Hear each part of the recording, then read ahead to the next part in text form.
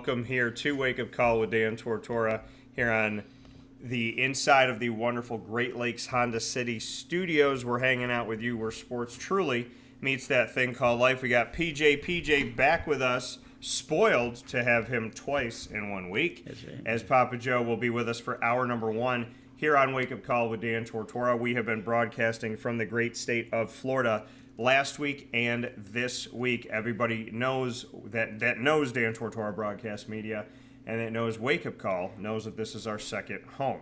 So with the work that we've done here over the years with high school recruiting in the state of Florida, all throughout the state of Florida, as well as our coverage of the Miami Hurricanes, the UCF Knights, the South Florida Bulls, the Florida State Seminoles, as well as, speaking on the Florida Go Gators, your Gators. That's right. And our coverage of the Orlando Magic, the Jacksonville Jaguars, the Tampa Bay Bucks, the Miami Dolphins, and the Tampa Bay Rays. We have for over a decade called this home. And, of course, we have a fantasy football league. My longest league in America is here in Central Florida. So happy to be back in our second home. And always thankful to PJ and our official producer, ringleader, director, Miss MT. So right. Always happy to be here with all of you. We have a great show coming up this Thursday as my brother and I are doing a box break, but in a different way. And there's a reason and a rhyme to what we're doing. And you'll find out what that's called on Thursday morning. And the fact that we're not doing one, not two, not three, but 4 box breaks in one show presented by GG Cards and Breaks. So a lot of great stuff coming up this week. And, of course, I have a wonderful Dolphin Dive for you in my extended conversation with Adam Zakowski. And him and I broke bread, had dinner together with our families down here in Florida because our trips lined up and we got some quality time together. So happy to speak with Adam about that and share that with you on Wake Up Call as well coming up this week. So a lot of wonderful things to look forward to. And today we're going to be here speaking on a bunch of different topics inside of MonPazPopcorn.com's What's Poppin'. We'll start out the show with the first hour, PJ and I continuing our Major League Baseball conversation. And in hour number 2, I will be joined by another Bearcat in this edition of the Bearcat Breakroom, proudly presented by the wonderful Binghamton University in our exclusive multimedia marketing partnership. We will have Carson Wagner on the show, fresh off of him earning a wonderful honor on top of the honors that he already has. And so many thanks and very excited that we're going to have Carson Wagner on the show today of Binghamton Bearcats Wrestling, fresh off of earning All-America honors at the U23 Nationals. And we'll round out the show as we always do on a Tuesday with the ingredients to success. Today's topic presented by Avicolli's family values. So a lot of good stuff coming up here where sports meets life. So PJ, good morning. Good morning, Daniel. Always nice to have you for more than one day on this show. Yeah, get to spend some time together. The ponytail is back. It survived another day. So bring me into, I know that you and I yesterday, we spoke on a bunch of different topics. We spoke on the Yankees and the Dodgers, and now we have some time to get a little bit deeper into the standings and some of the things that we typically do during the week. So I'd love to get your thoughts here on what's going on in the world of baseball. Well, what I want to do is start with the standings like I usually do, and then branch off into the statistics, which are very important. So we'll start with the American League East, and it looks like the Yankees are starting to draw away from everyone. They got a record of 36-22. They're 7-3 in their last 10 games. Toronto's trying to stay close to them, but they're 5.5 back. Tampa's 6.5 back. The Red Sox 9, and the Orioles, who I prognosticated were going to win this division the end of last year, are 14 games back. We've already talked about Brandon Hyde getting fired. Don't know why they did that. They have an immense talent on that team, and I don't know what's happening. Something's not gelling, so they're going to have to figure it out. In the Central Division, the Detroit Tigers are playing the best baseball of everyone. They're 40-21. Cleveland, who's playing pretty good ball, they were 6-4 the last 10 games, but they're 6.5 back. Minnesota 7 back, and Kansas City, who I think will be in the playoffs this year, are 8.5 back. They need to step it up a little bit. However, they did make some news yesterday, and they brought up from the minor leagues, the minor league player of the year last year, Jack Caglione. Go Gators. He is a Gator, and he is a big man, 6'5", 250 pounds, and he pitches. I'm not sure he's going to be another Ohtani, but he's a hell of a player. Hits the ball a mile. My goodness. All right, then we got the West Division. We got Seattle's leading at 32-26. This division is not really going anywhere, but Houston's second. They're half a game back, and I think that Houston's probably going to overtake everyone in this division, just like I prognosticated the last 2 years. Houston did lose Alex Bregman, their third baseman for years. So he went to Boston, and Houston's got enough pitching and hitting, I think, to pull this off. Texas is 4 back. The Angels are playing not bad baseball. They're 5.5 back. Athletics, I don't know what they call them anymore. Oakland or whatever they call them. Yeah, just the Athletics now. They have no city name no. at all. They're 10.5 back. I think they're in Sacramento right now. Good news from the Angels, though. Mike Trout is back in the lineup. He was 3 for 3 the other night. He was 2 for 3 after that. Last night he was 3 for 4 with a 3-run homer. He's starting to feel it, folks. And if he gets rolling, the MVP could be really, really close. But he needs to really step it up because he's only hitting 225. I mean, but before that he was below the Mendoza line before he started hot when he come off the injury list. But I don't know, he's so fragile. How can a guy that's 6'2", 230 pounds, how can he be fragile on a baseball diamond? I don't understand that. Mike should know enough to take care of himself, and I think he will for the rest of the year at least, unless someone plunks him like they did Yelich the other night. I'll tell you about that, too. National League. The Mets are looking really good. They're 38-22. They're 8-2 in their last 10 games. Philadelphia, 1.5 back. Washington's 9.5 back. Atlanta's out of it at 10. The Dolphins or Miami Marlins, forget about them. They're 14 out. Philly and New York are going to be at each other for the whole time. Philly, although got swept by Milwaukee just a couple days ago, so they've lost their lead. Now the Mets have got it.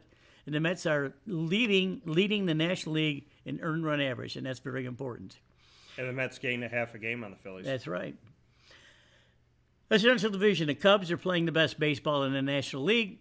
They were 8-2 last 10 games. They got a really great star in the making. Crow Armstrong, I think is his last name. He's hit something like 16 home runs and 52 RBIs or something like that. Just a really great young player. The Cardinals are 4 back. The Brewers are 5 back after sweeping the Phillies. Cincinnati's 9 back, and the Pittsburgh Pirates, even with probably the best pitcher in baseball, Paul Skeens right now, are 15.5 back. I don't understand that. Andrew McCutchen, who has been a Pirate forever, looks like this is going to be his last year. I hope they treat him well this summer. I hope they give him a nice day for himself, and he announces his retirement. I think he will be. Let's go to the West. We got the Dodgers at 36-24. They were 5-5 last 10 games. The Padres sneaked up on them a little bit. They're 1 back. They were 7-3 their last 10 games. The Padres have it all. They have hitting and pitching, and I don't think they're going to overtake the Angels, but this division is really, really good. Giants are 3 back, and Arizona is only 7.5 back, but they need to pick it up a little bit. Corbin Carroll, I guess, is hurt. I haven't seen him in the lineup the last couple of times. And the infamous Colorado Rockies that we talked about last night, they're 10-50. They're 26 games back. They're out of it already. I mean, they're out of it. They were out of it in the first week, but we knew that. But they're not going anywhere with that. But they won their 10th game. Yes, they won their 10th game. That all elusive game that they were trying to find, they won number 10. So they have stats. They have a stat that they can talk about. They do have there's a lot of things. We were talking yesterday that their record and the way that they have played and started off this season has only happened 2 other times, and that was in 1876 and in 1884. Oh, jeez. That's terrible baseball, my goodness. But I can't you hear me fussy. It's the ownership, the managers. They got to do something. General manager, director of player personnel. Something's wrong over there, and I don't get it. They fired the GM. Now they got to figure out what's the, or they fired the manager part. Right, they did. So the general manager's still there, owner's still there, the other people in the front office, as far as we know, still there. Yeah. And they haven't made moves to change their guys. So the question becomes, where do they look now? What is going to be the Colorado Rockies' next move, knowing that their franchise has never had a winning record manager? That's right. And one of their best players that played for them, DJ DeLemayhew, is with the Yankees now, and he's been with them for a couple of years now. But DeLemayhew won the National League, batting title in 19 and in 23. So you know that they can have some good players. Yeah. But DJ decided, I'm going to go to the Yankees because I get more money, and he's playing for them still, and he's still been hurt. He's been hurt a couple of years too. 2 years ago, he was the best player on the Yankees. He did it all. He played any position in the outfield. He could play any position in the infield, including catch if he had to, but he doesn't pitch. He's a versatile player. He's big, tall, strong guy. Got great range. Right now he's at second base, so I hope his health is good for the rest of the year. Let's get into some individual stats because this is important. You have to know who drives the team. And we know that Aaron Judge drives the Yankees. Aaron Judge is leading the American League in hitting. He's hitting a .391. Jacob Wilson, that really super young player for the Athletics. How, I don't know, but he's hitting .355 on a poor team, which means they're not pitching around him. They're pitching him. You know, on a poor team, if you take out a couple of players, the team loses because the rest of the players can't pick it up. Paul Goldschmidt, who is, to me, in my opinion, is going to be a Hall of Famer, came from the Cardinals for years. He's with the Yankees. He's hitting .333. Paul Goldschmidt is a pure professional. He plays anywhere. Right now he's at first base for the Yankees. Picks a good glove. He does a good job. Home runs, Cal Raleigh from Seattle is surprising some people. He's leading Judge and everyone with 23 homers. Judge has 21 homers. Logan O'Hoppe from the Angels has got 14. Runs batted in, my favorite player right now, who really galls me, is Rafael Devers, is leading the league in RBIs. He's got 53. Now, Rafael, I want to give you some advice. When a manager or the owner suggests that you move your position to another base, do it. Don't, I can't do that. I'm a DHer. I lost my third base job. I'm a DHer. That's what I want to be, is DH. So now they're trying to move him to first base. So what happens? Big Pappy, in his infinite wisdom, who was a lousy player when he was playing, says Devers wants to go to first base. No. Pappy says, leave Devers alone in a DH. So no more drama with Devers, folks. He's got 53 RBIs. You know, he's a hell of a player. Perhaps maybe this will save him. Maybe he'll hit 300 and drive into 100 runs or something like that. Aaron Judge is second with 50 RBIs. Judge drives the Yankees. Devers drives Boston. On Devers, what you were just saying, he signed a $311 million 11-year deal to stay with Boston back in January of 2021. Isn't it? He has made the statement, right now I don't think it would be an appropriate decision by them to ask me to play another position. Using the word appropriate seems strange there. But he was allegedly asked by the front office following Tristan Casas' season-ending injury to move to first base, and he was unwilling to make that move that you had spoken about, but making the statement that it's not an appropriate decision to be asked to do at this time. The wording of that is just weird. I don't know if you know. I know he doesn't know how to spell appropriate. So what the hell? Yeah, shoots down his move to second base and states that he won't play. So I mean, I never knew that to be a thing. If if a team has signed you and they have paid you and they have given their end of the bargain and they ask you to do something that is legal, it's not immoral or unethical. They just said, hey, could you go from here to here because we've suffered an injury?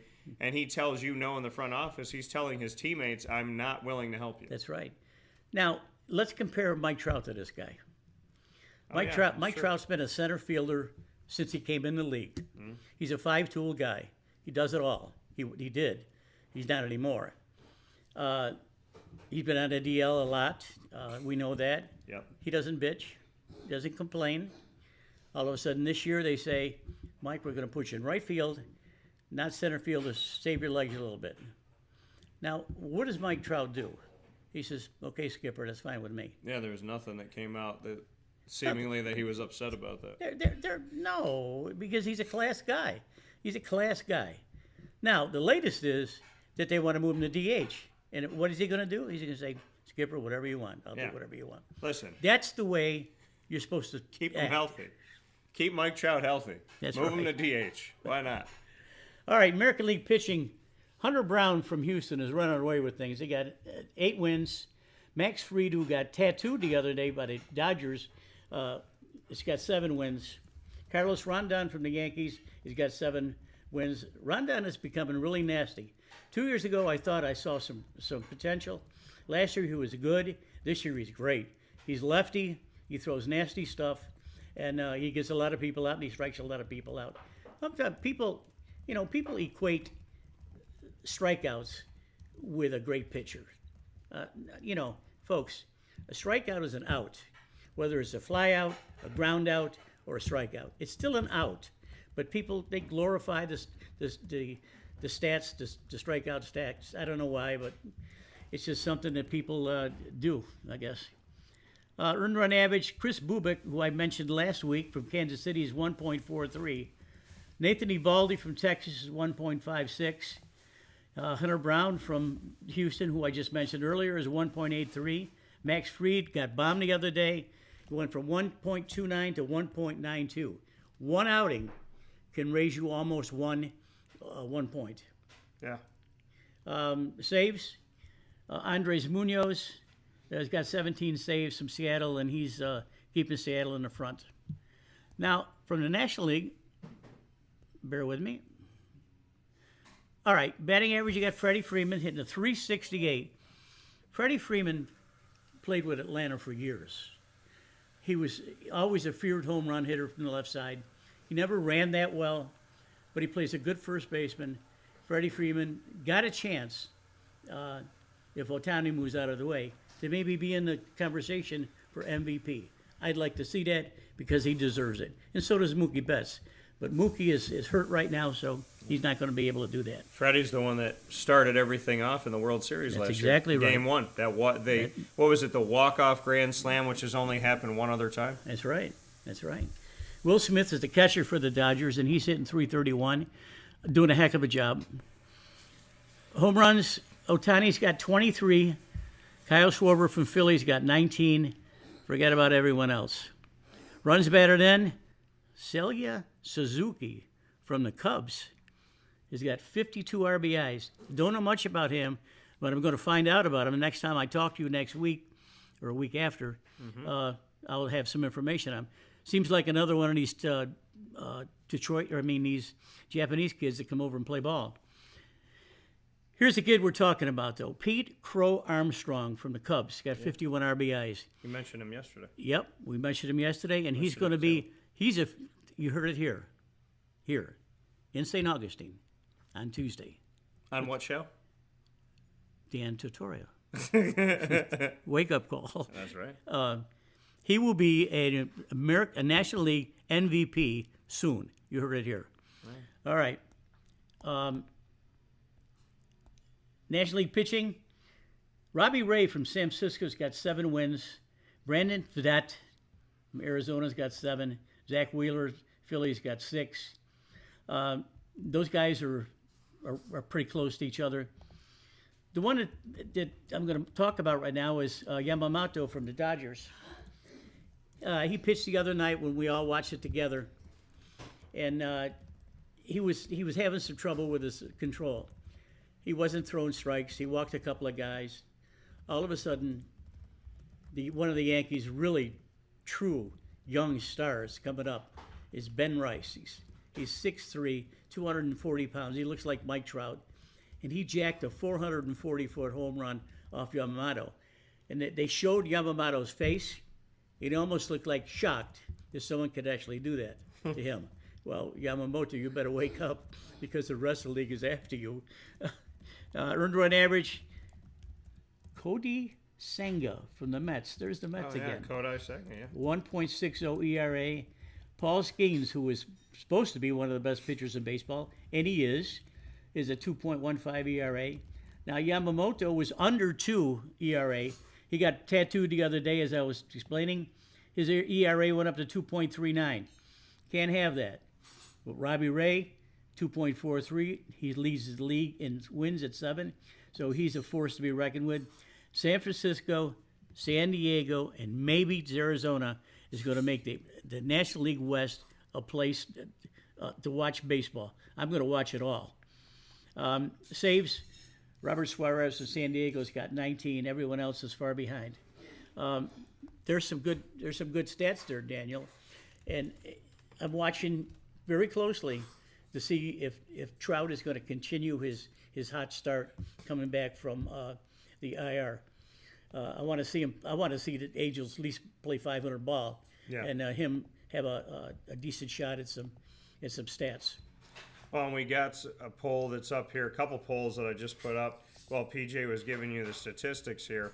So 2 polls that are on X, the former Twitter. You could go @CallDT, that's CALLDT, and follow us there. The polls that are up: should Mike Trout be moved to designated hitter? You could vote yes or no, very simple. And who will win the 2024-25 NBA Finals between the Oklahoma City Thunder or the Indiana Pacers? You could vote in that poll for the next 3 days, as we have that coming up here very soon at the end of the week. So a couple polls for you to give your thoughts on, and you could vote in that poll for Mike Trout as well as the poll for the NBA Finals on X, the former Twitter, @CallDT, that's CALLDT. We will take a step aside for a fast break. When we come back, PJ and I will continue the conversation on baseball right here inside the Great Lakes Honda City Studios. Stay with us. Hi, this is Amy from Mother's Cupboard, home of the whole frittata. We are open daily 6 a.m. to 1:30 p.m. For takeout orders, call 315-432-0942 and tune in to Wake Up Call with Dan Tortora for our monthly food challenge and try our Wake Up Call signature menu item available 7 days a week. Here at Mother's Cupboard, we are Central New York, and it's our honor to serve you. Ma and Pa's Kettle Corn and Popcorn Factory remind us that every day is worth celebrating at 201 7th North Street in Liverpool, New York. Open Monday through Saturday in-store and always online at maandpaspopcorn.com. Serving our Central New York community and beyond, order anywhere, anytime at maandpaspopcorn.com. Stop in to get a tin at Ma and Pa's on 201 7th North Street in Liverpool, New York to get your half-price refills for the rest of your life. Come to Ma and Pa's for your holiday gift giving for family, friends, employees, and clients. And remember, for fundraising and events, to call 315-450-6272. That's 315-450-6272. Ma and Pa's Kettle Corn and Popcorn Factory. How corny are you? This is Jimmer Sikowski, owner-operator of Chick-fil-A Cicero, 7916 Brewerton Road in Cicero, right in front of the Home Depot. I had a deep feeling that God wanted me to do something bigger with my life and to help people, help others. I kept putting Chick-fil-A in my life, and I realized as I was going through the franchise selection process that positively impacting the lives of others was really core to what we do here at Chick-fil-A. First of all, it starts with the food. The food is brought in fresh daily. We bring in local produce. We prepare to order in the kitchen. We hand bread our chicken. We hand spin our milkshakes. It's great food. It doesn't taste like fast food. I think the second thing is the way people feel when they come in a Chick-fil-A restaurant. It's different. We try to treat people with intentional kindness here, which is very different and deeper than good customer service. And so I think it feels remarkable for most people to come in a Chick-fil-A restaurant. And then lastly, the impact that we try to have in the community is very different. It's a big part of the expectation of every operator of a Chick-fil-A restaurant is that they're actively engaged in their community, they're a leader in the community, and they're making a difference. When they realize that what we're striving to do is to shine a little light in their life, that's a very, very different experience than you will have in any other quick service restaurant. And it's that remarkable experience that I think people will emotionally connect with.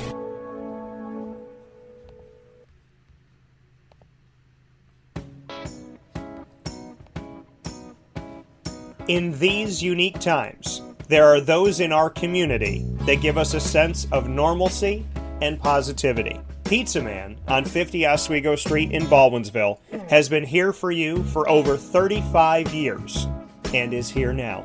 Call 315-638-1234 or order online at pizzamanbville.com to bring those familiar tastes into your home. And remember to come see our monthly on-site broadcasts centered around the community and our Baldwinsville Bees.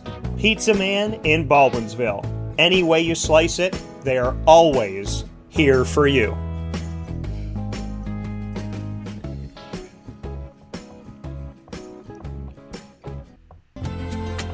Looking for your next ride?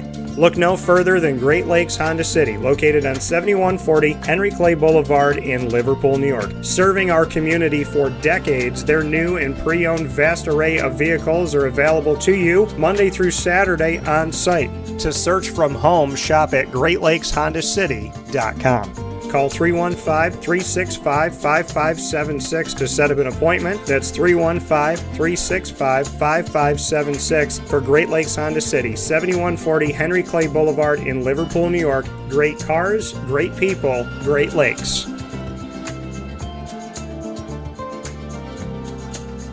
All right, you need to come out here and get yourself the Brooklyn Pickle. I was talking about this with one of my buddies. I was like, yo, there's no better sandwich in the state of New York than the Brooklyn Pickle. And now that I found out that they're going down to North Carolina, we are taking over your taste buds everywhere you are, wherever you're going to be. You need to get yourself out to the Brooklyn Pickle. Pinehurst, you just realized that you found yourself the best sandwich shop that you're ever going to have. This is a glorious moment. It's a blessing to your community. You're welcome. Brooklyn in the house, baby. Go over to the Brooklyn Pickle. You already know what it is. You heard the man. Head to Brooklyn Pickle Pinehurst on 1788 Old Morgantown Road in Southern Pines, North Carolina.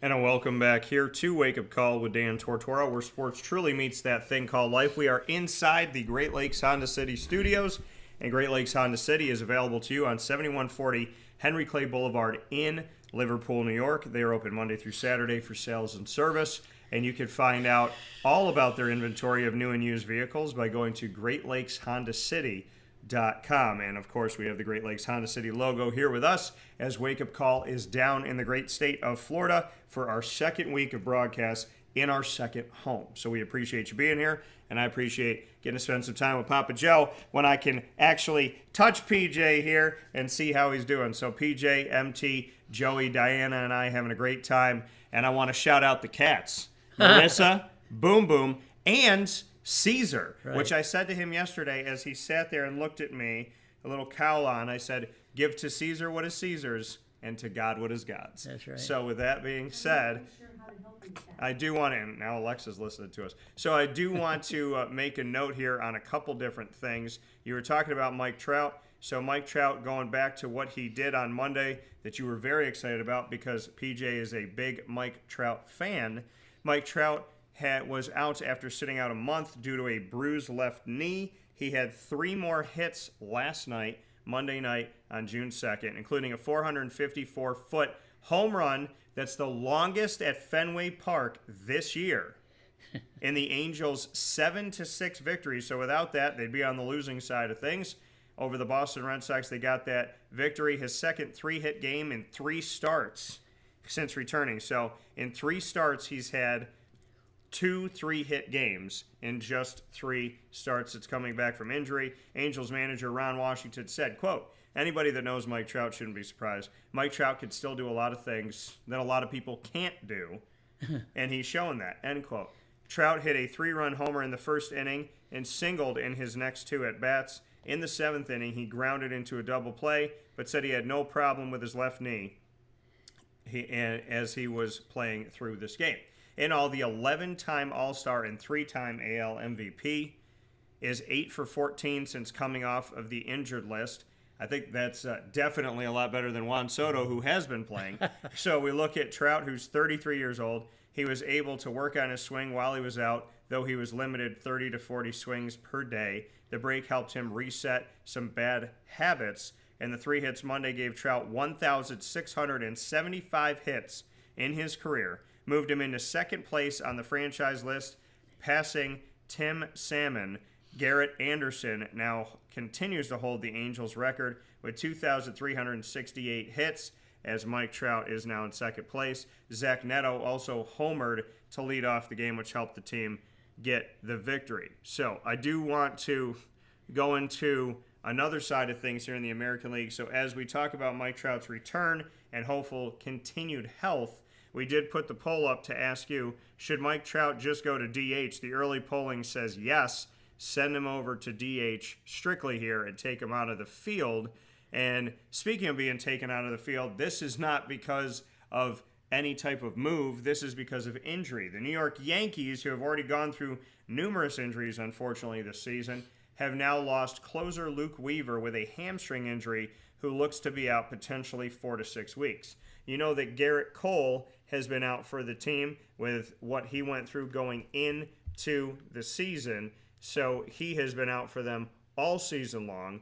We have also seen a bunch of other injuries, including Giancarlo Stanton with an elbow injury, who was taking at-bats at the Yankees complex in Tampa as we look back on this, but he's on the 60-day DL. Jazz Chisholm Jr. was also placed on a 10-day DL. Marcus Stroman on a 16-day DL. This is all at the beginning of June.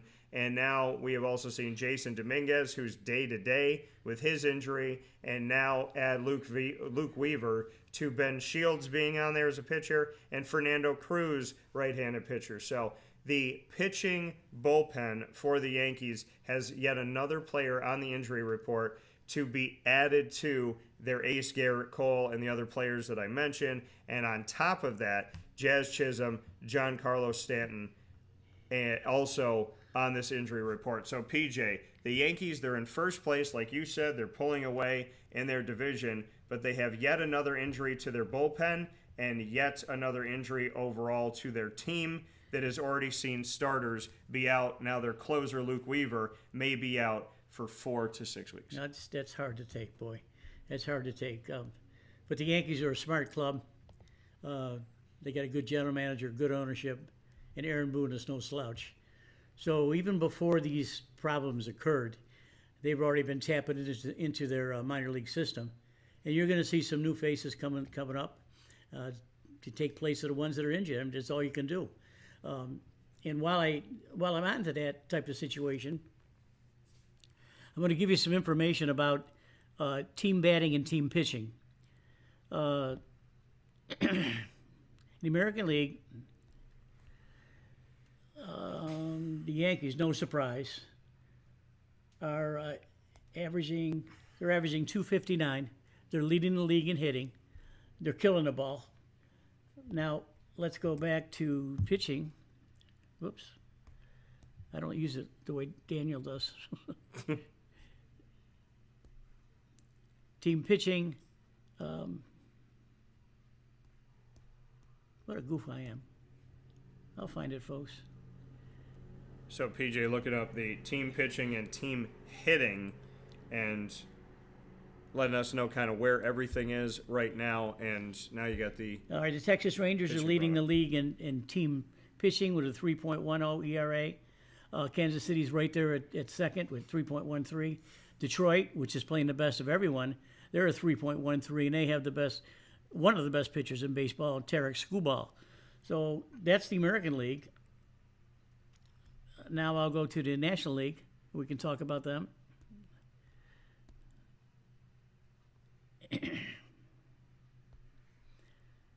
Well, no surprise here. The Dodgers are leading the National League at 268 with Ohtani and all his boys. His merry band of crushers is killing everything. And Will Smith, who's a really pleasant surprise, hitting this year. Team pitching for the National League. No surprise here either. I mentioned it early. The Mets are leading it. The only team that's under 3. They got a 2.83 ERA. San Francisco's next at 3.05. So really, if Soto can wake up, Pete Alonso gets some timely hits. Yeah. Lindor set the table. And Mets pitching, they should be able to hold Philadelphia off. But let's look at Philadelphia and see if I can't find what's happening with them. Philadelphia, their ERA is 4.0, and they are 12th in the league right now. Last year, they led the league with Ranger Suarez, Aaron Nola, Zach Wheeler. Not so this year. The hitters are catching up to these three guys, and they're falling behind. The Mets play the way they're doing, and when Soto wakes up, it could be very interesting in the National League East. Yeah, absolutely. And it's been absolutely incredible to see how some of these teams have found their separation and done different things. Like the Mets put all that money out there, the conversation that there's not just one team in New York that's willing to spend. And the Mets, I know Juan Soto fans are hoping that he gets going, and they found a way to keep Pete Alonso in a very lengthy contract back and forth.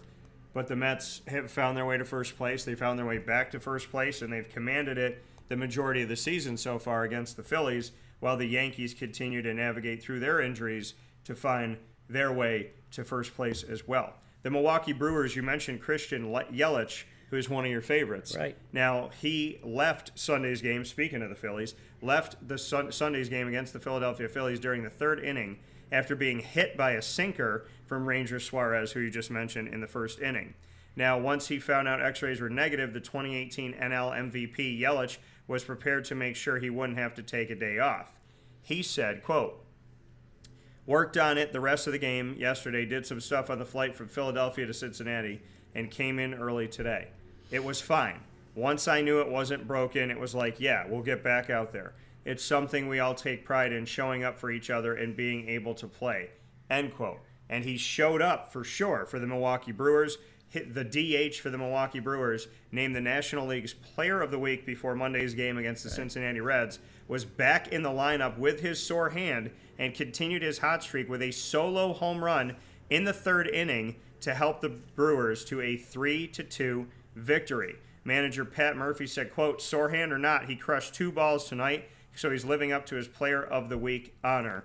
End quote. So think about that. Yelich leaves Sunday's game in the third inning after being hit in the hand, and on Monday's game in the third inning, he hits a solo home run. That's right. So you leave in the third, you come back in the third, you get your hand hit, you remind everybody you could still swing that bat. So shout out to Yelich, who turned a negative into a positive and continues to go yard here. Your thoughts on Mr. Yelich? Oh, he hasn't played up to potential in the last 3 or 4 years. He's got a back problem. He was out for a whole year once. I remember he played for Miami, and the Brewers signed him as a free agent, gave him buku money, several $100 million, just like they do with some of these other good players. But he hasn't lived up to that, in my opinion. And the Brewers are not the same team without him hitting and fielding. So I don't know what's going to happen to him now. He doesn't need any more injuries. I mean, if he can stay in there and jack the ball to right field, he'll move the Brewers up. Now remember, they just swept the Phillies, and Phillies is a very dangerous team. with Schwarber and Harper and all those guys. Yelich is just as good as those guys, but he needs to stay healthy. And I do want to get back to the New York franchises, the Yankees and the Mets, because they just did something to who some consider to be the best team in baseball. The Yankees won their last game of their 3-game series against the Dodgers, and the Mets came to town right after the Yankees, and they beat the Dodgers last night 3-2. That's right. Good pitching, timely hitting. I wanted to watch that game, but I knew I was too tired. Yeah, so that coming from Papa Joe and I here on Wake Up Call with Dan Tortora inside the Great Lakes Honda City Studios. We're going to talk about 2 players getting their same number retired from the same franchise. Right after this fast break, inside the Great Lakes Honda City Studios, Wake Up Call is down here in the great state of Florida for our second week in our second home. We'll be back right after this to speak on 2 fantastic players having their jerseys retired.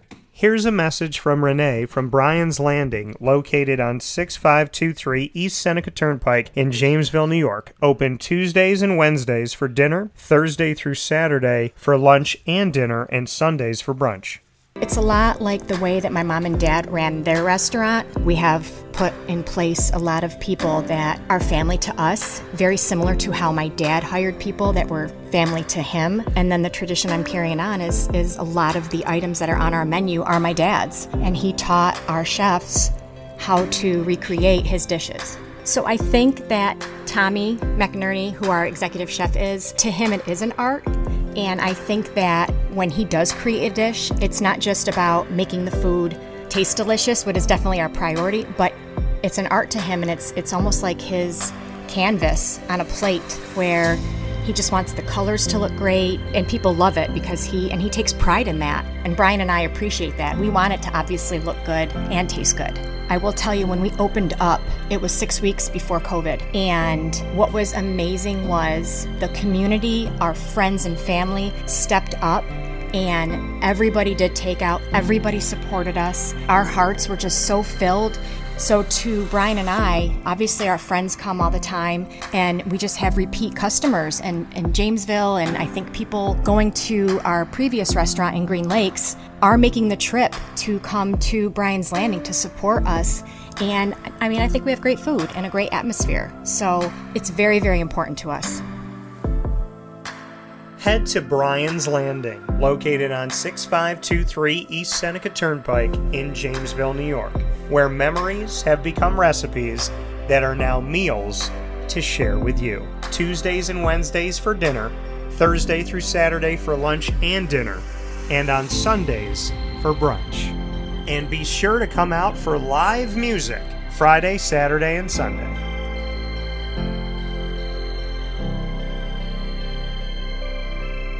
Here is a special message from Brian Bruno, owner of Servomation Refreshments Incorporated. I grew up in the family business. Had the experience of working for a national food service company with thousands of employees, and as much as I enjoyed the experience I had, there's something about owning my own company and being able to change the things I saw wrong with the industry firsthand, which is why I moved back to my hometown in Canastota, New York, to launch Servomation. It was back in 2007. When we first started the business in 2007, really you didn't find any machines with credit card readers. There's a lack of variety in machines. You got stuck with basically whatever the vending company wanted to sell that day. There's a lot of inefficiencies in the business, and those were all things that we saw as opportunities, both from a customer level to improve and from an operating level to be more efficient.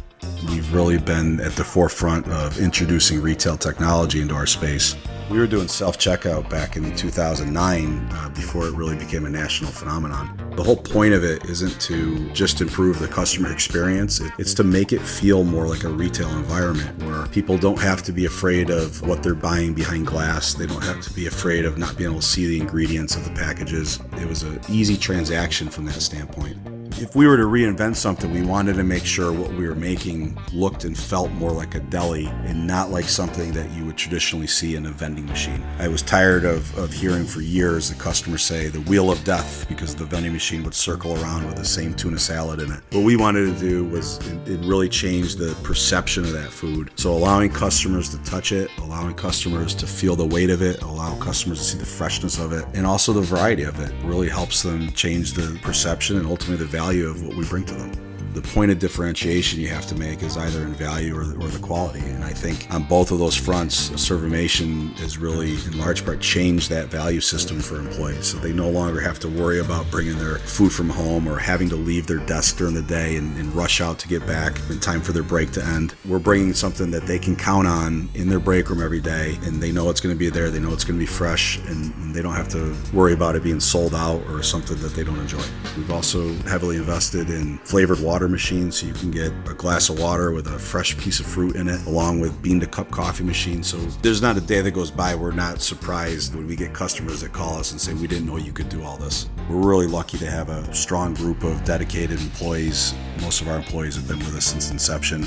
They're family to us, and people like doing business with people they like and trust. And I think the same thing goes for employees. In a day and an age where there's a lot of corporations that just look at an employee as a number and don't get to know them, that's just not the way I was raised or how I like to do business. So we're a little old-fashioned. We like getting close to our employees. We like knowing how we can help them. We like knowing how we can improve their lives, adjust their schedules, whatever it may be to help improve their quality of life. And we think in the end that makes for a happier employee. We're fortunate enough to have really grown over the last several years, and from Pennsylvania to Massachusetts to Connecticut, we really do have a strong connection, even though we're not in the rooms every day with these employees. There's not one single employee that we feel like we don't know, and certainly we know they can call us at any time, and they're definitely treated as family to us. I wake up every single day really excited to surprise our customers in a good way. The one thing I can tell you is I think that every one of our employees and every one of our customers will continue to be at the forefront of every decision we make. Find out how Servomation can help you and your business by going to servomation.com. And welcome back here to Wake Up Call with Dan Tortora inside the Great Lakes Honda City Studios. We are on the road in our second home of the great state of Florida. We appreciate you being here with us Monday through Friday from 9 a.m. to 11 a.m. Eastern Time. And I've been able to bring you wonderful, wonderful specials with absolutely incredible guests. And of course, you know that PJ is with me every single week. And this time he's with me twice this week. And on Thursday, we're going to have another Joe, my big brother. Joey's taking over your spot on Thursday as we do a quadra box break, 4 box breaks in one broadcast. So a lot of good stuff coming up with that. And PJ, before we get into a little bit of our final piece here inside the Great Lakes Honda City Studios, which is going to be you talking about racing, I do want to get into the fact that the Seattle Mariners are retiring not one, but 2 number 51s. Randy Johnson and Ichiro Suzuki will both have their numbers retired by the Seattle Mariners. Now, the number 51 was worn by Hall of Fame pitcher Randy Johnson during his 9+ seasons with the Seattle Mariners. That will be retired during the 2026 season, and the team made the announcement Monday on the 35th anniversary of the day Johnson threw the first no-hitter in Mariners history. The Mariners traded Johnson to the Houston Astros at the 1998 trade deadline. When Japanese star Ichiro Suzuki joined the team in 2001, he also took number 51. The Ichiro version of number 51 will be retired by the franchise on August 9th, 2025, just after his Hall of Fame induction this summer into Cooperstown, which is right by my stomping grounds and hometown of Syracuse, New York. So, Ichiro Suzuki's number 51 with the Seattle Mariners, August 9th, 2025. Randy Johnson's number 51 will be retired in 2026 during next season. Johnson is a 10-time All-Star, won the first of his 5 Cy Young Awards. 5 Cy Young Awards. Right. Crazy. With Seattle in 95 is the first one with the Mariners. The lanky 6'10" left-hander, and I call BS on that because I saw him at the World Series of 2023 out in Arizona. That man is about 8 feet tall. So he's nicknamed the Big Unit. I call him my favorite mullet. He was 130-74 with a 3.42 ERA in 274 appearances. 266 starts with 51 complete games and 19 shutouts. So he matched his jersey number with 51 complete games. Randy Johnson said, quote, "I'm happy that my contributions over the 10 years that I was there are being acknowledged now. It's been a long time, that's for sure," end quote. So shout out to Randy Johnson. In his 22-year career, Johnson, who's now 61 years old, had a record of 303 wins, 166 losses, a 3.29 career ERA over 20-plus years, and 4,875 strikeouts, second only to the great Nolan Ryan, who had 5,714 strikeouts in Major League Baseball history. He and Nolan Ryan are two of the only four players to record at least 300 wins and 4,000 strikeouts, joining Roger Clemens and Steve Carlton on that list. So shout out to Randy Johnson and all the work he's done. Ichiro will become the third Mariners player to have his number retired, joining Hall of Famer Ken Griffey Jr., who is number 24, and Edgar Martinez, number 11. The Mariners, like all Major League Baseball teams, have also retired Jackie Robinson's number 42. Now, very excited for both of these players, and a lot of love to them both. And Randy Johnson, PJ, Randy Johnson, who's my favorite pitcher of all time, and Nolan Ryan, who is Joey's favorite player of all time, are the only two pitchers in the history of Major League Baseball to end at the top with the amount of strikeouts that they have. Number one, Nolan Ryan. Number two, Randy Johnson, as I just named here. And to think about the fact that each of them have over 4,800 strikeouts in their career, and there's only four pitchers in the history of Major League Baseball with at least 300 wins and at least 4,000 strikeouts. Randy Johnson, Nolan Ryan, Roger Clemens, Steve Carlton. Pretty amazing number. Great company right there. Yeah. I marveled at his delivery, because he came from the left side, but he came sidearm a little bit. And if you're a left-handed pitcher, you're going to bail out all the time. Or if you're a left-handed hitter, you're going to be frightened to death up there. Ichiro, before he came along, I thought that Pete Rose was the best baseball player I had ever seen. Pete Rose could do anything, play anywhere, hit, run, steal, catch anything, steal bases, score from second base, score from first base. He was super. We all agree with that. Yeah. Not until Ichiro come on. Ichiro, the more I looked at him and the more I understood what he stood for, would be redundant, is that he was a first-class hitter. He could play anywhere also. He scored runs. He hit home runs. How do you play one league and hit 3,000 hits and then go in another league across the world with a language barrier and hit 3,000 hits? I thought that was it. To me, he's the best baseball player I've ever seen. I thought that Pete Rose was, but Ichiro is truly, truly great. Both of these men should be very happy. Yeah, and a shout out to both of them and to the Seattle Mariners organization for making the decision to retire number 51 in honor of Ichiro, as well as Randy Johnson. Ichiro is coming on August 9th, 2025, after his induction to the Cooperstown Hall of Fame. And much love to the Randy Johnson moment that will happen during the 2026 season. With that being said, PJ, you got some racing for us? Yes. I know before we end our hour, this weekend is the Belmont Stakes. Now, normally, obviously, the Belmont Stakes would be at Elmont in New York, but Belmont is going through a total resurfacing. There's the New York Racing Association and the government of New York are spending $600 billion. That's $1 billion. Yeah. To rebuild Belmont. They knocked everything down. They're building it back up. They're going to have 4 different courses. They're going to have a dirt course, a tapeta course, and 2 turf courses. Now, while Belmont is being refurbished or rebuilt, last year we had the Belmont Stakes at Saratoga. This year is the same thing.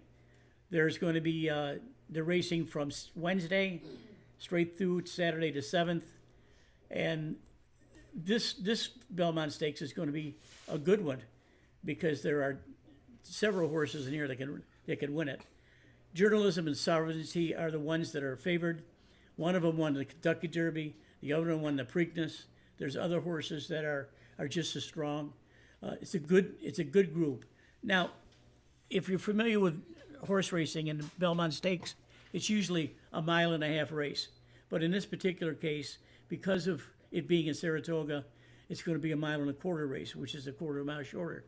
Now, if you're a closer, which a lot of these horses are, you got to get after it a little bit early. And if you know me from racing, my favorite trainer is Chad Brown. Now, Chad Brown has a horse in this race called Hill Road. He's going to be ridden by Aride Ortiz, which is the second leading rider in the country.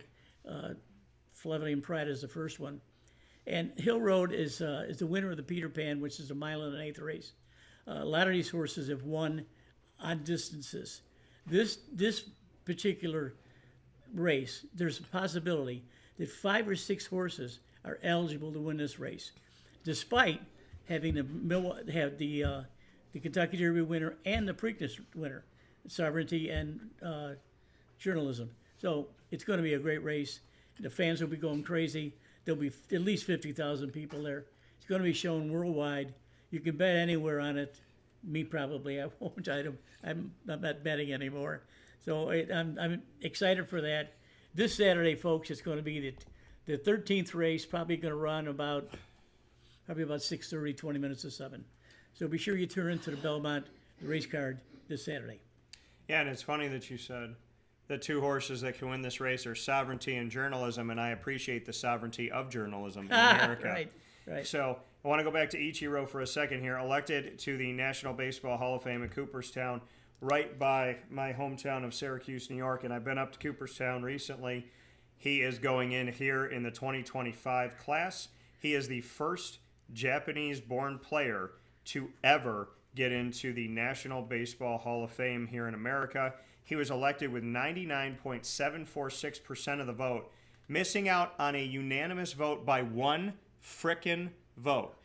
And I always ask myself, who didn't vote for Babe Ruth? Who didn't vote for Hank Aaron? Who didn't vote for Derek Jeter? Who didn't vote for Ichiro Suzuki? Now, they say sometimes somebody doesn't vote for someone because they want to keep someone on the ballot. But I feel like this is just somebody trying to be just trying to be a part of history. I agree. Right? On YouTube, when you have a video and there's 1 million likes and there's 172 dislikes, did those people really dislike the video? Or did they just want to be the thumbs down to make themselves feel important for a second? Whoever didn't vote for Ichiro Suzuki, I want you to tell me why. Right. I want to know why. So think about it, ponder it, how this man isn't a unanimous vote, how Randy Johnson isn't a unanimous vote, as they're both getting their numbers retired by the Mariners.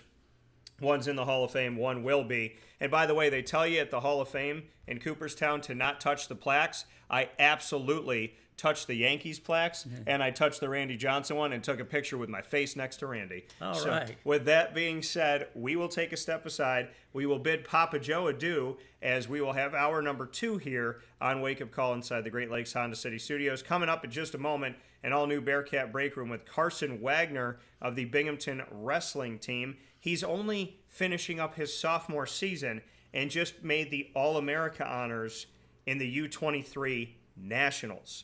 And then we'll also have our ingredients to success, probably presented by Avicolli's, in today's topic being family values. That's all coming up on Wake Up Call right after this.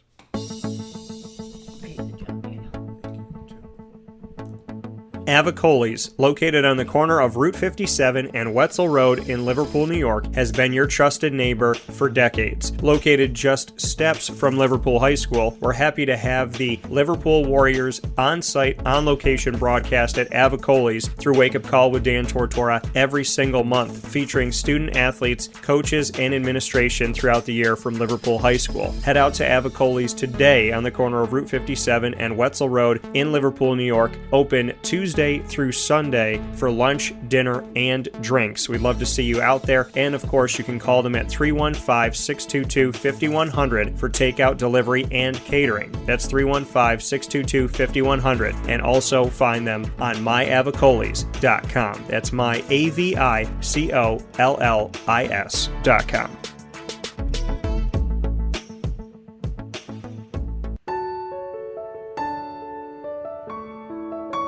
Having peace of mind when you're out of town that your furry-loving friend is safe and sound means taking them to Canine Campground, because we all know that when it comes to the love of our pets, it goes well beyond the call of duty to make sure they're safe and sound. Right, Lily?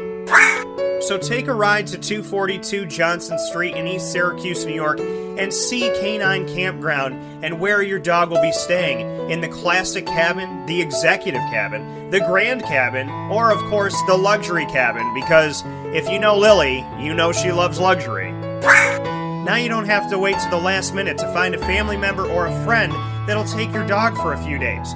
Call Canine Campground at 315-299-4013. That's 315-299-4013. Their drop-off and pickup times are Monday through Sunday. Check K9campground.com for more information. That's the letter K, the number 9, and campground spelled with a K.com. K9campground.com. When you're going out of town, bring your dog to Canine Campground.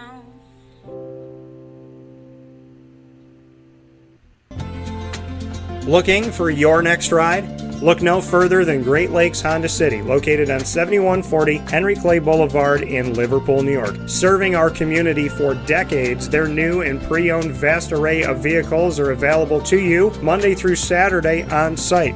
To search from home, shop at GreatLakesHondaCity.com. Call 315-365-5576 to set up an appointment. That's 315-365-5576 for Great Lakes Honda City, 7140 Henry Clay Boulevard in Liverpool, New York. Great cars, great people, Great Lakes.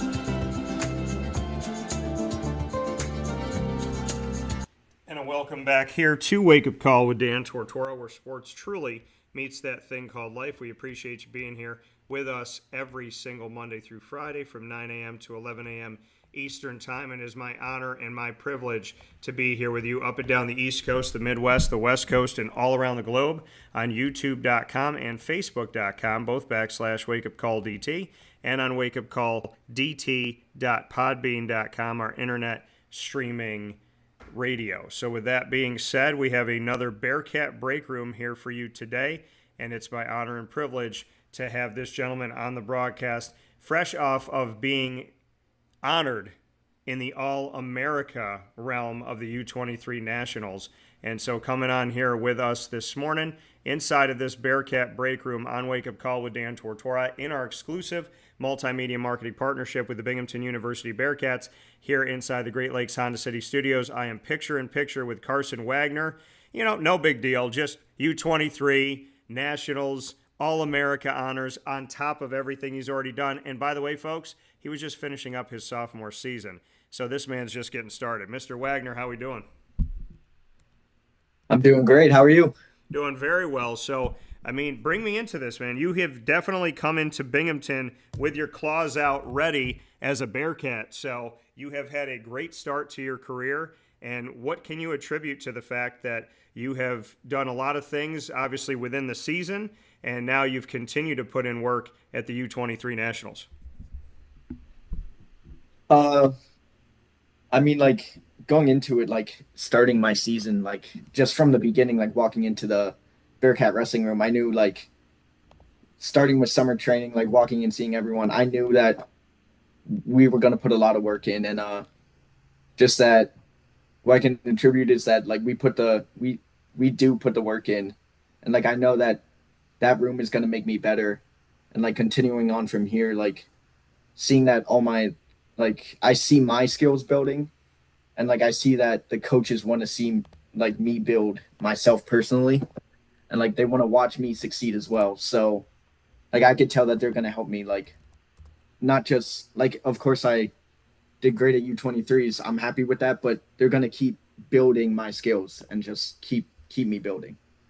And for you, Carson, what was it about Binghamton that spoke to you when it came to recruitment? I know you come from Northampton area.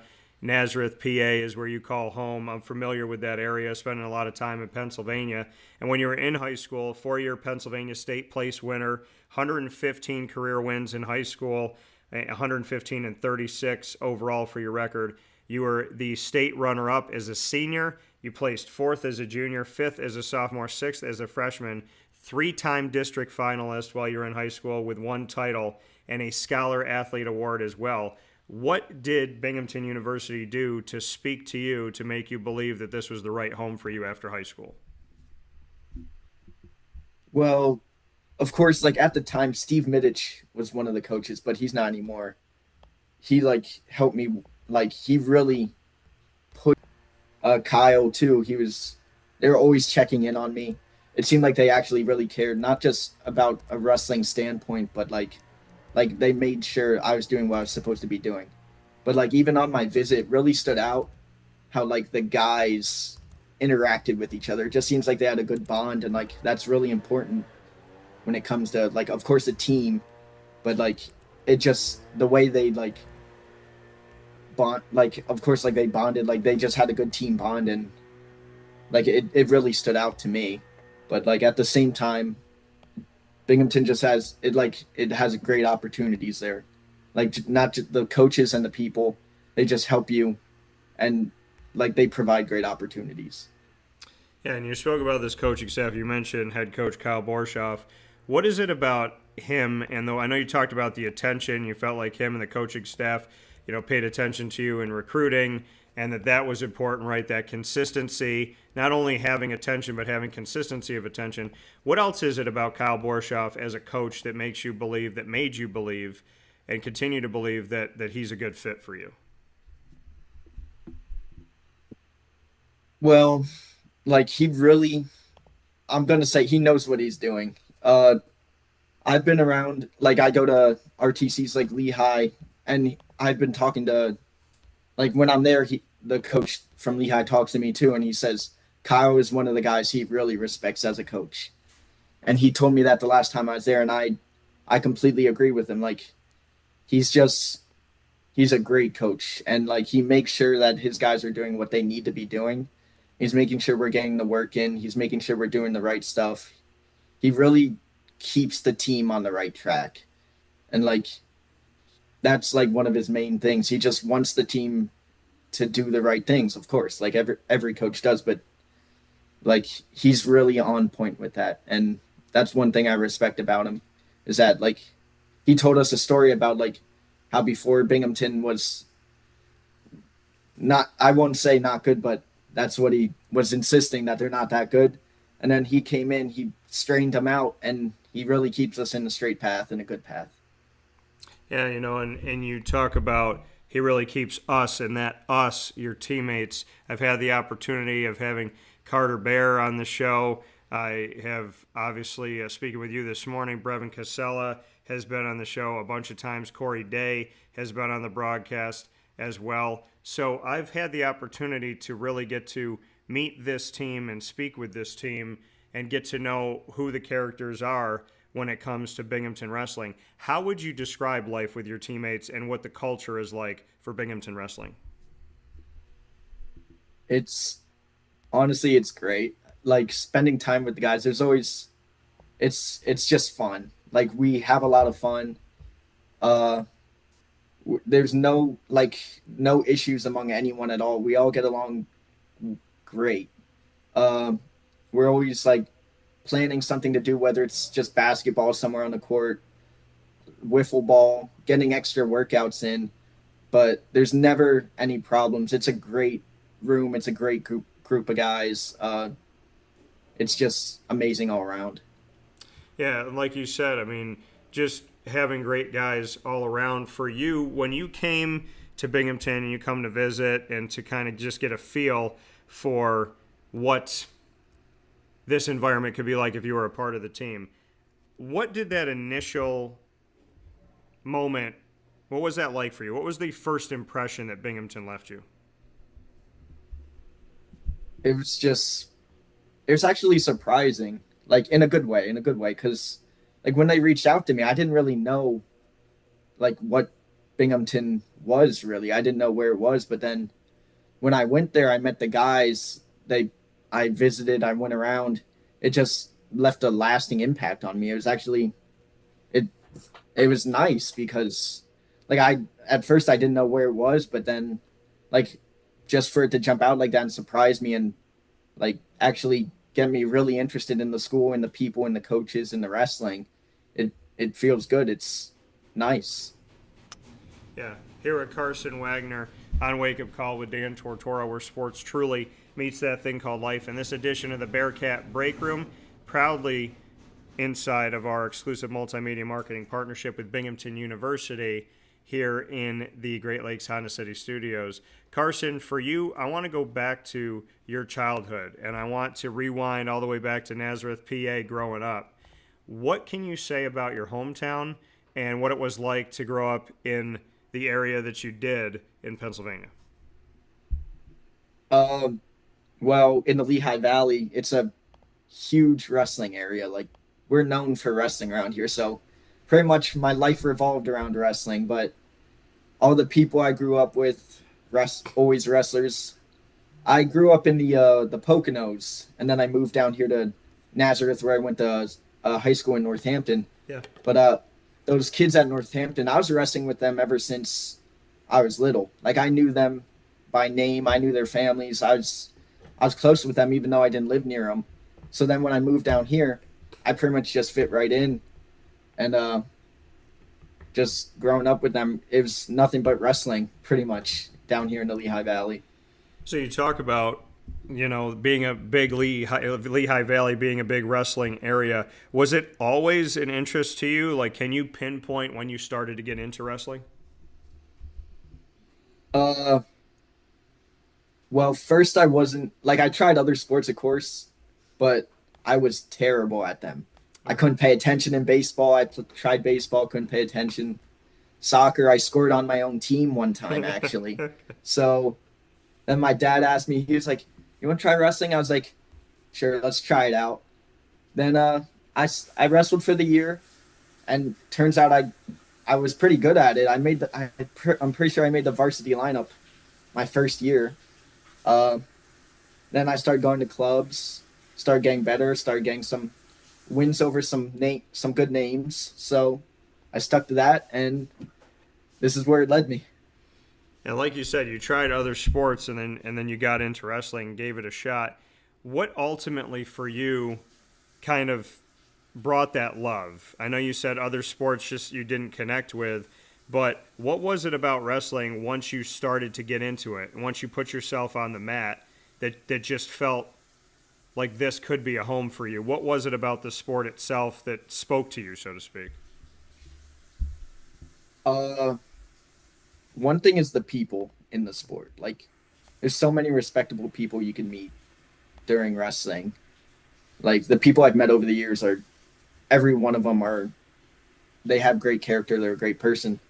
But other than that, like, when I'm on the mat, like, I just love, I don't know how to describe it, that like how fast paced. Like, I couldn't pay attention in baseball. I was like falling asleep out in the outfield. But when I was on the mat, it's just a different feeling, and it's a great feeling. I love that. So the timing is good. It keeps you awake, keeps you with it. Hey, man, when someone's coming at you, trying to take you down, I'm sure that'll keep you awake. Maybe if baseball had people running full force at you, trying to tackle you, that would work. But Carson Wagner here with us this morning. Carson, before I let you go, if you had to choose it all over again, would you choose Binghamton University, and why? I would 100% choose Binghamton again. There's no doubt in my mind that I would I wouldn't choose anything else actually.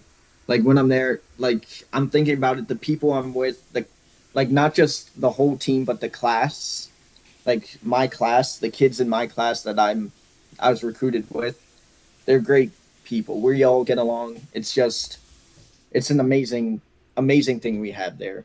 Uh, like they the coaches want to see you succeed. Your friends want to see you succeed. The schooling is great. Like everything's just perfect. That coming here from Carson Wagner. Carson, really quick, we're going to play some rapid fire. We can put each other on the hot seat. You can ask me any question in the world. I could do the same for you as we're in this Bearcat Breakroom celebrating Carson Wagner's season, sophomore season, and, of course, celebrating the fact that most recently he was named to All-America honors at the U23 Nationals. So you can ask me anything in the world, Carson. What do you got? What got you into wrestling? What got me into wrestling? And were you a wrestler yourself? So here's the funny thing. I liked watching wrestling growing up as a kid, and I loved watching Jake the Snake when I was watching like the WWF at the time, which is now the WWE. And then I didn't wrestle in the sports world as a student athlete, but I do remember my cousin Jeff asked me to wrestle at his house, and he's older than me. He thought he could beat me. He obsessed with wrestling growing up, so he thought he was good, and I took him down repeatedly, and he kicked me out of his house. Okay. He made me stand on his porch, and for my mom to pick me up. He made me stand on the porch. I couldn't even be in the house. I had to be in the doorway because he could not take the fact that I beat him in wrestling. So I do respect it. I do appreciate it. I would like to think I have some moves. Nothing close to what you and the guys do at Binghamton, Carson, but I do enjoy it. I do respect the sport. And, I mean, it truly is you versus the person on the other side of you who's going to take it. And so to do what you do the way that you do it, I have a lot of respect for you. But I will say that I finished off my wrestling world of just doing it for fun against my friends. I definitely have a winning record against Jeff. So I will say that. He did test me, but I have a winning record. Yeah. My question back to you, Carson, if you could have lunch with any three wrestlers in the history of wrestling, do you have three people that you would eat with, and why? That's actually a great question. Always the first person who comes to mind, Jordan Burroughs. Okay. Just an icon of wrestling. He's one guy I'd like to have some lunch with. What's his name? I was thinking of another guy. Spencer Lee, of course, another great name. Okay. I'm just going to throw out all the great names. What's my last? I have a name in mind, but I can't think of it right now. Bobby Weaver. I grew up with him, going to his club, just to catch up. That's it. Pretty much just catch up because I've been to his club. He came down here. He had a club down here in Bethlehem. So just catch up with Bobby Weaver again. I love it. So that's your lunch with your three wrestlers here. Your final question for me. What do you have for me, Carson? So there's a thing going around 100 men versus one gorilla. Who do you have? Gorilla. So really? Yeah, I'm going to go with the gorilla because, listen, there's something about a gorilla could grab you one time and throw you. I mean, I'm thinking about a big gorilla, though. I'm thinking about the gorilla that's in The Flash. I'm thinking about the one that has the psychic powers. But, yeah, I mean, because that's Gorilla Grodd. But, no, I would say if there's a big old gorilla and there's 100 men, I mean, yeah, I want to think humanity can hold its own, but there's something about, I don't know, I think it's because you said it was 1 versus 100 too. I like to pick the one because I'm not about quantity, I'm about quality. And I think if this gorilla just starts grabbing and throwing, they could grab one human being, throw it into a bunch, and just have a domino effect. So I'm going to say the gorilla's going to get the best of it. That's going to be my pick. Okay. My question back to you. If you had a dish named after you. You had a food dish named after you. What would be in the dish of food? So, like, what would be on that plate if you had your own Carson Wagner meal? And what restaurant would you want the dish to be at? Okay. It's going to be a crazy lineup. Okay. There's going to be 3 things on that plate. We have lasagna in like one corner, tacos, any type of taco, Okay. in another part of the corner, and then I want to go with this third one's gonna be hard. I'm just gonna say mac and cheese. Okay. Mac and cheese on there, And and what- they'll serve that at restaurant I go to the most. I'd say they put it in Moe's. Moe's. like- Yeah, Moe's. Okay. So You got- won't find lasagna or mac and cheese at Moe's, but that's where it should be. I love that. So, which are all cheese related, and you would have that Yeah. at Moe's. You and your team. I mean, I don't know what it is about Moe's and Binghamton, but y'all like. Is that the Moe's on the hill? Yeah, Because that's the one I go to. next to in the Binghamton. Panera Bread. Yeah, yeah. Is that the only Moe's Yeah. that's in Binghamton? Because that's the one I go to. I think so, because that's the only one I go to. Okay. So Moe's getting a shout out here on Wake Up Call this morning. So Moe's, you owe us a partnership, and you owe Carson Wagner some NIL money. Bearcat Breakroom Oh, here yeah. on Wake Up Call with Dan Tortora inside our exclusive multimedia marketing partnership with the Binghamton University Bearcats, and of course inside the Great Lakes Honda City Studios here on Wake Up Call. Carson, it's my pleasure to have you on the show. Congratulations for your U23 Nationals. And I think I can join everyone at Binghamton in being very grateful and thankful that you've had all of these wonderful things in your career as you continue to work hard in the classroom and on the mat, and that you've only just begun. And we have plenty more to see of you at Binghamton in the classroom and at Binghamton with this wrestling team. So can't wait to see what else you got in the tank. I believe you're just getting started, and I appreciate you being on the show today. Yeah, thank you. Thank you for having me, Dan. All right, Carson, I'll talk with you soon. Take care. All right. That coming from Carson Wagner one more time here on Wake Up Call with Dan Tortora, where sports truly meets that thing called life. We're going to take a final step aside on today's broadcast. We are, of course, down in the Sunshine State. That's why you are seeing these palm trees behind me, because we are here in the great state of Florida. And here on Wake Up Call, you know that we call the state of Florida our second home. Born and raised in New York, proud Central and Upstate New Yorker, and a proud Syracuse native. And I believe that half of my body was born in the South with the food I like and the music I like. And of course, I love this weather that allows me to get my skin tone back to that dark brown that I'm getting back to. So we will take a step aside in the Great Lakes Honda City Studios. When we come back on Wake Up Call, we'll wrap up today's show from the Lando Lagoon with the ingredients to success, proudly presented by the wonderful team at Avicolli's. Carvel DeWitt, it's what happy tastes like. Do you know why? Because we make ice cream. Creamy, rich, flavorful ice cream. Not yogurt or iced milk like some of our competitors. Ice cream.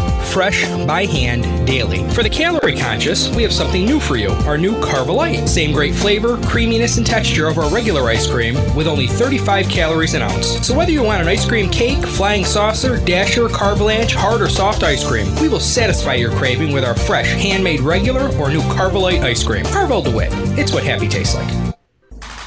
The Wildcat Sports Pub in Camillus, New York is located on 3680 Milton Avenue in the Home Depot Plaza. It is your family-friendly sports bar and restaurant. Folks, some sports bars aren't family-friendly. Some family-friendly restaurants are not sports bars. The Wildcat Sports Pub in Camillus, New York is proud to be both. It is that marriage that you've been looking for years. The Wildcat Sports Pub is your home base for your sports bar and restaurant needs, games for the kids, indoor and outdoor activities, and enough things on the menu to come back every single week and get to try something new.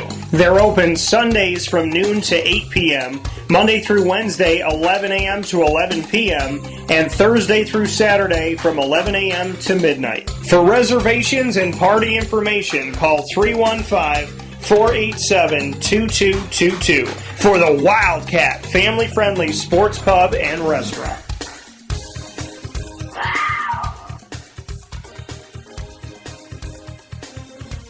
GG Cards and Breaks. Like, comment, subscribe. GG Cards and Breaks comes to you on 639 Delmar Place in Syracuse, New York. You will find GG Cards and Breaks open Tuesday through Saturday from 10 to 6 and on Sundays from 10 to 5. And it's where you could be a big kid and keep that spirit alive all throughout the year. You'll find hockey, soccer, baseball, basketball, football, as well as Disney Lorcana, Yu-Gi-Oh!, Magic the Gathering, and Pokemon, as well as more, with UFC and AEW, Marvel cards, all there at GG Cards and Breaks. For singles, packs, boxes, and graded cards, as well as all the supplies you need to protect your cards, GG Cards and Breaks is our home in Central and Upstate New York for all of those awesome things that you could bring home to get closer to your favorite players, teams, as well as your favorite characters and games. GG Cards and Breaks. Head there today, 639 Delmar Place in Syracuse, New York. With that being said, here on Wake Up Call with Dan Tortora from inside the Great Lakes Honda City Studios, down here in our second week in our second home of Florida, it's time to jump into the ingredients to success, proudly presented by Avicolli's. Avicolli's comes to you on 7839 Oswego Road in Liverpool, New York. They're at the corner of Route 57 and Wetzel Road, right down the street from Liverpool High School, and the exclusive home of our Liverpool athletics broadcasts that happen every single month. Head to Avicolli's today and support the place that supported you for decades, right there in our Central New York community. Today's topic for the ingredients to success is fitting, as Mary and Joe are off camera, and I just spent some time with Joey and Diana. The topic for today, family values. So, family values is the topic for today in this edition of the Ingredients to Success, proudly presented by Avicolli's. Family values are important. When I grew up, little kid here in America, I would watch TGIF. And Family Matters also always had family values. There was always something in the show to talk with us about the importance of morals, the importance of treating each other with compassion, thinking of someone other than yourself, and doing the right thing, not one time, but every time. Boy Meets World always had family values in it. Tough love, times where parents had to say no, times where kids had to figure things out the hard way, times where you had to stick up for your friends but realize that your friends make decisions. No matter what you say or do, people always end up choosing what they want to do in life. Step by step, a family coming together. A man who had a marriage and had children, a woman who had a marriage and had children, and those marriages weren't good. They found each other, and they had to find a way to work things out together with their kids, and their kids had to find a way to live together and bond together instead of being against each other all the time in a competition. Shows like Perfect Strangers, with these roommates living together, understanding that they were totally different, but having to figure out how to live together and ultimately becoming best friends. Family values and what we saw in Full House, and having a family with a mother that passed away, a father having to take care of his kids, and his two best friends moving into his home to help him navigate life in San Francisco. Growing up as a kid, I was surrounded by shows that reminded me of what we need to consider when it comes to life. Eating dinner together, talking to each other,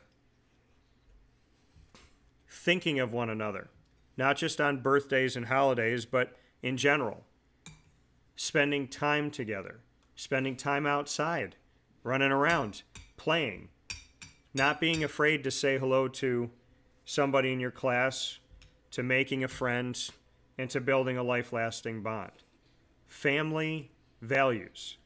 And when you ask me about America today, and you ask me what's wrong with America today, and what we can change with America today, I would say that we need to reestablish family values. TV shows that aren't about keeping up with anybody.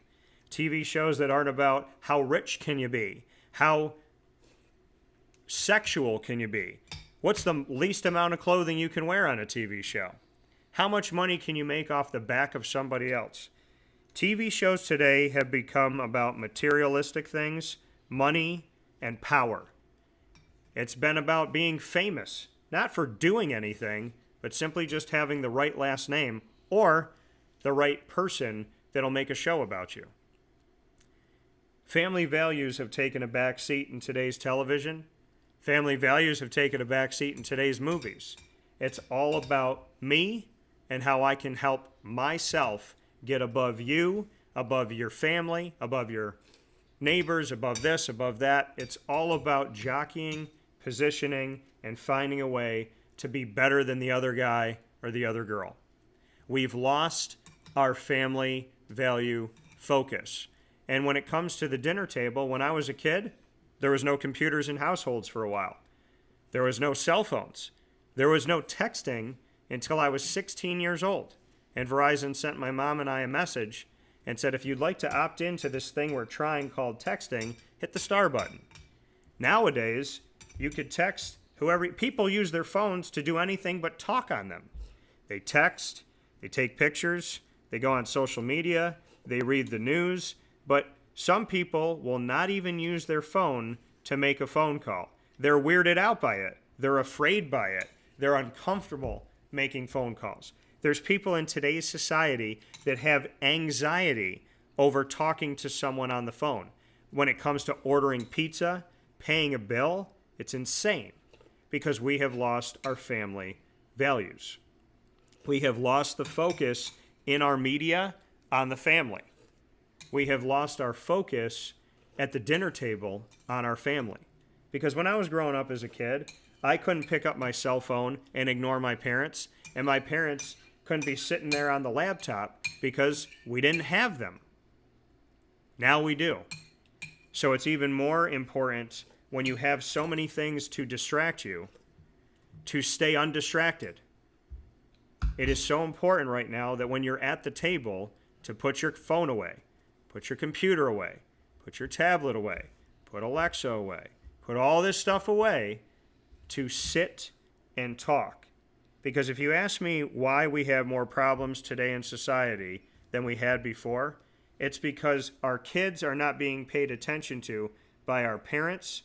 Our kids are being paid attention to by strangers on the internet, and our kids are paying too much attention to social media.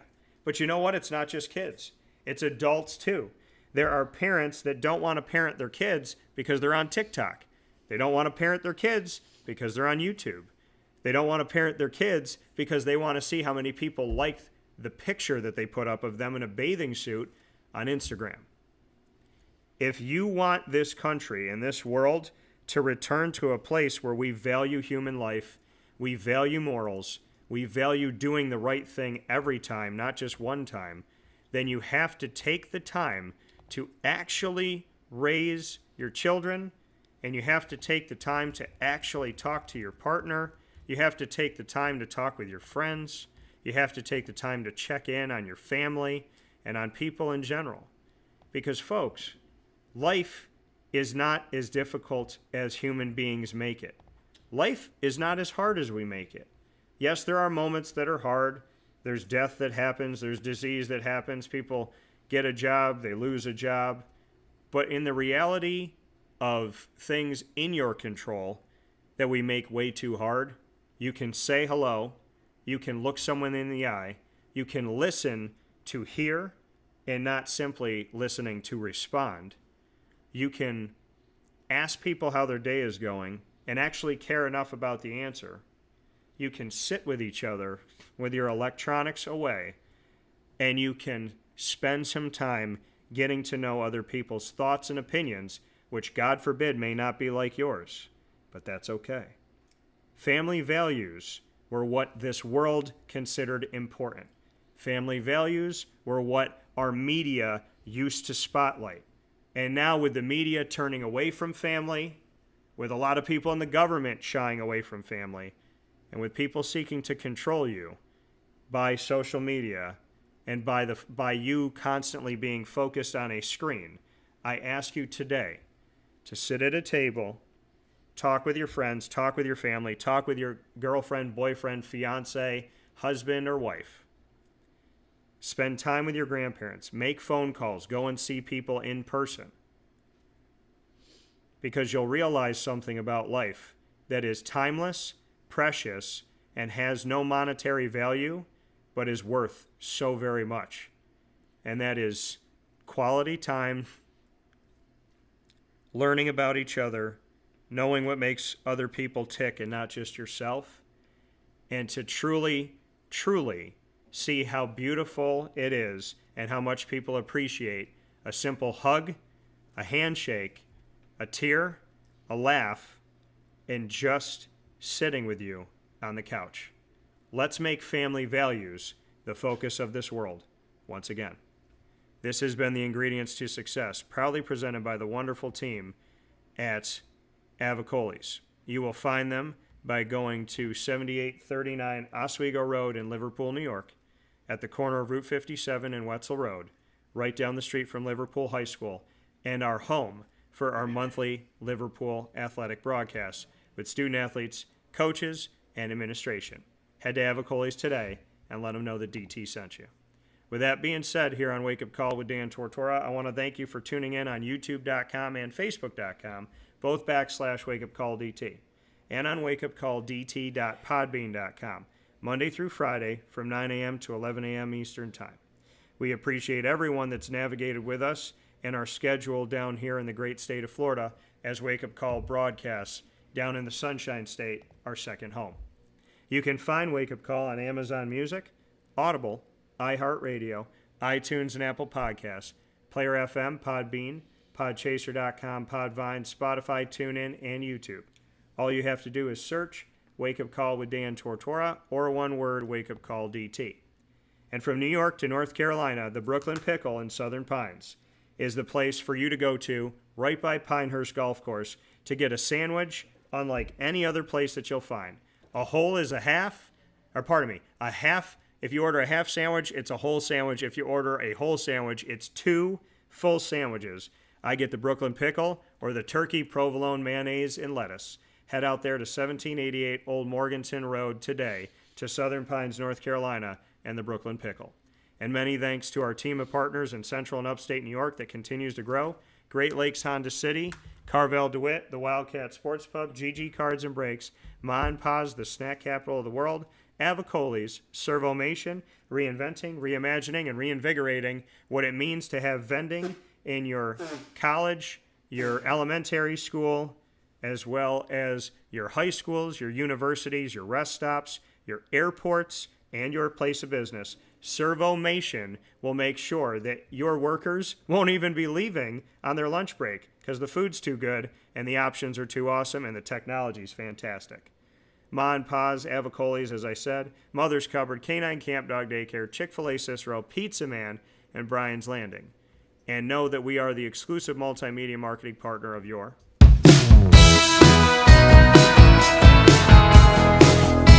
Lemoyne College Dolphins. It's Fins Up every single month on Wake Up Call with Dan Tortora. Find your Dolphins every Wednesday at 9 a.m. Eastern Time in Dolphin Time. You will find student athletes, coaches, administration, future Dolphins, and alumni all on Wake Up Call. And you can go to youtube.com/WakeUpCallDT, click subscribe, hit the notification bell, and find our Lemoyne playlist of over 200 videos. The Dolphins are also on WakeUpCallDT.com's homepage and underneath the exclusive partners tab. For more information, go to LeMoyneDolphins.com and Fins Up.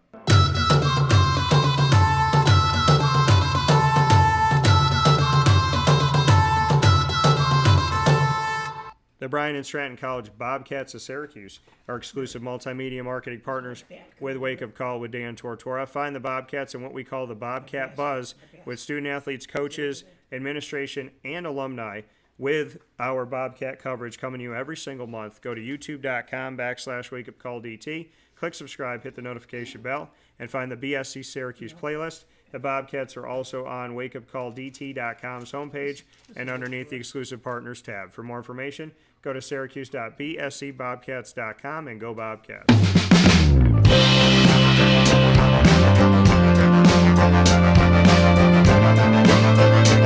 The Binghamton University Bearcats are exclusive multimedia marketing partners with Wake Up Call with Dan Tortora. Find your Bearcats like you did today every Tuesday at 10 a.m. Eastern Time worldwide, with student athletes, coaches, administration, and alumni joining us to tell the story of their connection to Binghamton and their why. The Binghamton Bearcats are on youtube.com/wakeupcalldt. Click subscribe, hit the notification bell, and find our Binghamton playlist.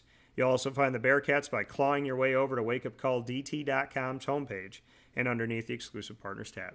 For more information, go to binghamtonbearcats.com and go Bearcats. Here on Wake Up Call with Dan Tortora from the Sunshine State, we have great shows coming up for you this week. Our Dolphin Dive, we'll have Adam Zakowski taking over your Wednesday. And on Thursday, a Quadra box break with my big brother. We'll have an all-new name and all-new segment brought to you by GG Cards and Breaks, our sports card place of choice at Central and Upstate New York. That's all coming up within the next couple days, and I appreciate you all, as always. From Wake Up Call with Dan Tortora inside the Great Lakes Honda City Studios, find us on Facebook at Wake Up Call DT, X at Call DT, and keep voting in our polls, and Instagram at WakeUpCall_DT. For Papa Joe, Carson Wagner, and for Avicolli's and the ingredients to success, remember, you are amazing, you are loved, and you are never alone. God bless. No stress. Do your best. We'll talk soon.